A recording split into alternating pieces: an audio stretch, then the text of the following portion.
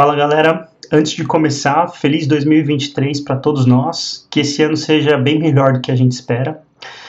E bom, nesse episódio, o episódio 9 do Twitter Files, que eu deixei de propósito para sair depois do 10, porque achei que o 10 tinha um tema menos repetitivo e mais relevante para o discurso. Esse episódio 9, que saiu logo depois daquele que falava a respeito do Twitter ser quase uma subsidiária do FBI, mostra que também outras agências importantes do governo americano estavam ali diretamente influenciando na moderação de conteúdo na rede.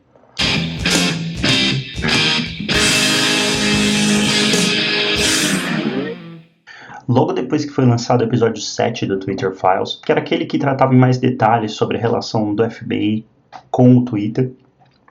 o FBI soltou essa nota, onde eles não refutavam nenhuma das acusações e ainda chamavam quem estava publicando da história de conspiracionista, que o único propósito era descreditar a imagem da agência, espalhando desinformação para o público americano. O autor então dá um gancho e diz que não, na verdade, que as próprias agências, não só o FBI, como as outras que a gente vai ver nesse episódio, que trabalharam ativamente em se descreditar. Ele mostra que as operações iam muito além de FBI e daquela força-tarefa que a gente viu aqui, o FITF,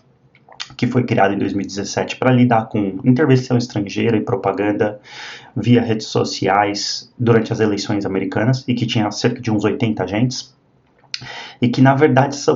eles só serviam de porta de entrada para relatórios, pedidos de muitas outras agências governamentais e vários níveis de governo, até polícia local ou governo estadual. Bom, o autor então mostra que existe um termo usado dentro do Twitter nas comunicações com essas agências que era OGA, Other Government Agencies, que quer dizer outras agências governamentais, e que aparecia ali em vários e-mails. Ele mesmo diz, como vocês podem ver nesse tweet, que isso na verdade era só um eufemismo para CIA, que quando eles queriam falar de CIA, da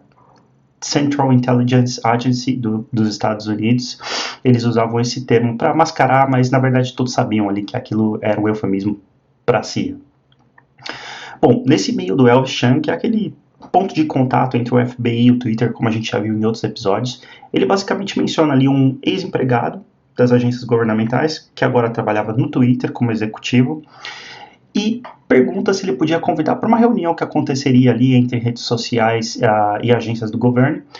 as pessoas que compunham a OGA. Uma funcionária do Twitter, fazendo um follow-up desse e-mail que a gente acabou de ver, envia esse outro e-mail aqui para aquele ex-agente do FBI, o Jim Baker, que a gente já viu aqui em outros episódios, e nele a gente consegue confirmar que realmente o termo OGA era, na verdade, como disse o autor da thread, um eufemismo para CIA, porque nesse e-mail ela mesma diz que talvez agentes da CIA participariam da reunião. Esse tipo de reunião era frequente, como vocês podem ver nessa imagem que mostra os convidados num e-mail, e neles você vê duas instâncias ali do OGA, e elas aconteciam não apenas com o Twitter, mas com outras empresas do meio de tecnologia. O autor cita algumas, Microsoft, Meta, Verizon e o Reddit. Nessas reuniões existia um padrão ali, onde sempre que as OGAs participavam, elas davam um briefing no início das reuniões para falar a respeito de conteúdos de inteligência que eram fruto das investigações que eles faziam. O autor comenta então que esse tipo de relação era bem estranha, porque o que de início foi criado, que era uma força-tarefa, só uma parte da FBI, um grupo de 80 agentes que deveria ficar em contato com essas empresas de tecnologia apenas para cuidar de casos de intervenção estrangeira nas eleições americanas. Até por isso eles criam uma força-tarefa. E principalmente para lidar com casos relacionados ao IRA, que é o Internet Research Agency, um grupo russo que foi criado na época de 2017 para espalhar propaganda russa, pró-Rússia, ou propaganda política que favorecesse o governo russo, e que começou a entrar ali em alta e ficar em evidência na época das eleições entre Hillary e Trump, quando aconteceram as acusações de intervenção estrangeira nas eleições. Mas, bom, esse intento inicial dessas moderações acabaram se tornando uma máquina gigantesca, escalaram e simplesmente vários níveis de governo, usando o FBI e essa força-tarefa como porta, começaram a enviar conteúdo, e muitos desse conteúdo, talvez até a maioria, eram conteúdos domésticos de contas americanas, muitas vezes nem com conteúdo a ver com as eleições em si. Nesse meio aqui, por exemplo, o Elvis Chan, aquele agente do FBI que a gente já falou bastante aqui, entra em contato para pedir para passar um pedido de moderação que foi feito pelo Departamento de Polícia de Minneapolis, como vocês podem ver nessa imagem. Então, até instâncias pequenas, como governos estaduais ou departamentos locais de polícia, enviavam via FBI pedidos de moderação de conteúdo, e conteúdo doméstico, não era nada a ver com influência estrangeira de agências de propaganda nas eleições. Como nós vimos nos outros episódios, aí, a maioria desses pedidos eram feitos por aquela ferramenta que a gente já falou aqui, que chama Teleporter. E todos os arquivos e as comunicações ali, além de serem encriptadas, e também one-way, você só conseguia mandar, e quando você manda ela desaparece e fica só disponível para o destinatário, elas também tinham um tempo de expiração, e depois que esse tempo vencia, os arquivos desapareciam. Grande parte dos pedidos vinham com planilhas cheias de links para conteúdos de contas que alegadamente feriam a política do Twitter. Isso também era outra coisa estranha, porque essas agências governamentais não deveriam estar pedindo para que o Twitter, mandando contas para o Twitter revisar, porque essas contas feriam a política interna do Twitter. Esse nunca foi o propósito dessas agências. Mas eles começaram a enviar esse tipo de conteúdo e trabalhavam ativamente em encontrar conteúdo que ferisse as políticas do Twitter, que é um trabalho que não deveria nem ser feito por eles,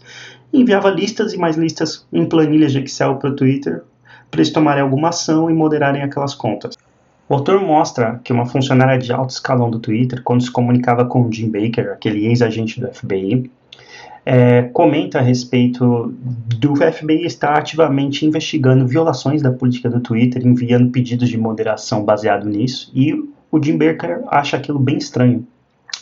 Mas apesar disso, a maioria ali no Twitter não achava estranho aqueles milhares de pedidos com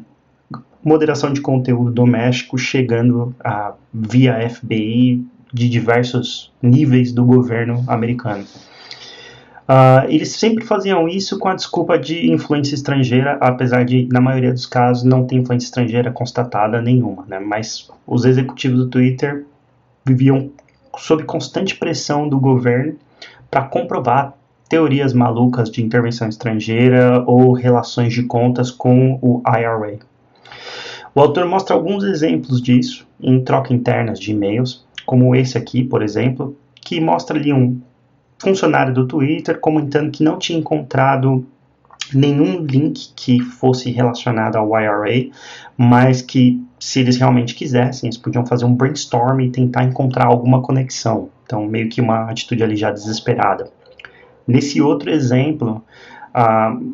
o funcionário fala claramente ali que as chances daquilo estar relacionado com a Rússia são mínimas, próxima de nada.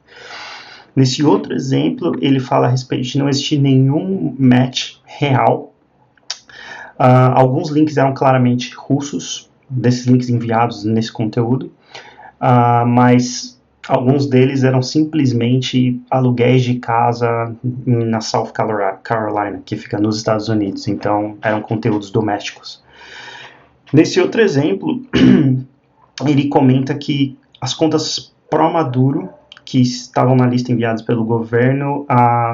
não podiam ser do IRA ou conectadas com a Rússia por causa do volume de tweets que as contas faziam, que isso era característico do povo venezuelano e não característico do que eles tinham registrado historicamente a respeito do grupo de internet russo. Até um ex-empregado da CIA, da OGA, em uma das trocas internas de e-mails, eles não falam quem é esse ex-empregado, e nos e-mails eles até censuram o nome, mas esse é aquele do começo da história que trabalhava para a CIA e que nesse momento do thread e dessa história que a gente está contando agora, ele trabalhava como executivo no Twitter. Ele mesmo admite, numa troca de e-mails, que a pressão do governo estava crescendo e o governo tinha se tornado mais agressivo e que, muito provavelmente, o Twitter perderia uma independência ali de moderar os conteúdos como eles achassem melhor. Então, era uma situação que escalava, transbordava completamente dos limites e já tinha virado uma máquina de moderação e censura governamental e não privada. A CIA compartilhava relatórios de inteligência, esses que a gente comentou, que sempre existia um briefing em todas as reuniões que as OJs participavam, e esses relatórios de inteligência com material coletado via inteligência e investigação eram compartilhados não só com o Twitter, mas com outras empresas, e ele cita alguns exemplos, como Twitch, Cloudflare, LinkedIn e Wikimedia. Ele fala até a Wikimedia, né? Porque o que a Wikimedia teria a ver com isso? Inclusive, ele comenta que um ex-agente da CIA, que foi o primeiro, o nome dele é John Kiriakou, foi o primeiro agente do FBI a ser acusado de vazamento de informações internas e de dados a respeito de um agente secreto da CIA. E isso foram informações a respeito de torturas cometidas ali na época do combate ao terrorismo. Inclusive, eles citam que, graças a eles, as denúncias desse ex-agente foram conhecidas as práticas de waterboarding, que era uma prática de tortura utilizada pelo exército americano contra os talibãs. Esse cara vê os relatórios que o Twitter teve acesso e confirma, segundo o autor, que aqueles relatórios eram relatórios exatamente no padrão da CIA, que eram os relatórios que a CIA utilizava para comunicar informação de inteligência. Muitos desses relatórios vinham com informações detalhadas ali sobre contas que eram alegadamente russas e parte desse grupo de internet, que espalhavam propaganda enganosa, como esse exemplo aqui, que estava espalhando alegadamente propaganda bigodista ucraniana, tentando difamar ali a imagem dos ucranianos, e algumas delas afirmando que Biden participou de um golpe em 2014, onde ele conseguiu colocar o próprio filho como executivo de uma empresa ucraniana chamada Burisma. Esse outro exemplo,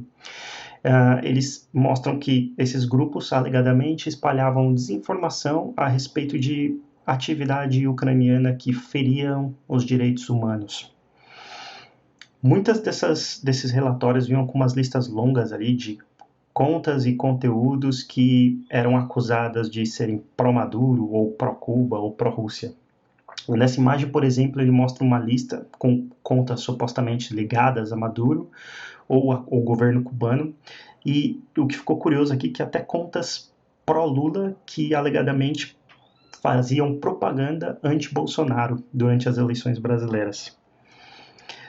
Algumas vezes essas listas eram longuíssimas e tinham não só tweets, mas também links para vídeos, para notícias, para contas,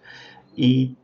eles eram acusados simplesmente de espalharem narrativas anti-ucranianas. Esse era o crime que era cometido por eles, segundo o governo. E algumas dessas contas, segundo o autor, acabavam mesmo sendo bloqueadas simplesmente por espalharem material anti-ucraniano, sem mesmo serem julgadas se as informações eram legítimas ou não.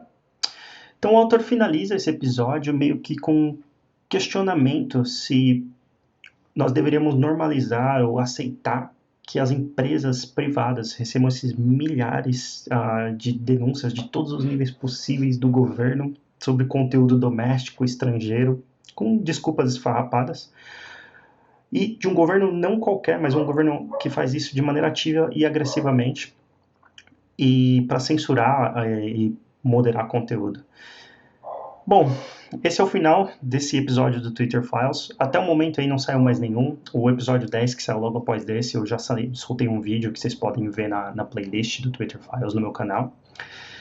Agradeço a vocês por estarem acompanhando todos os episódios. Lembro aí que, se puderem apoiar o canal, se inscrevendo, deixando um like, um comentário com feedback, até de repente como eu posso melhorar o padrão dos vídeos,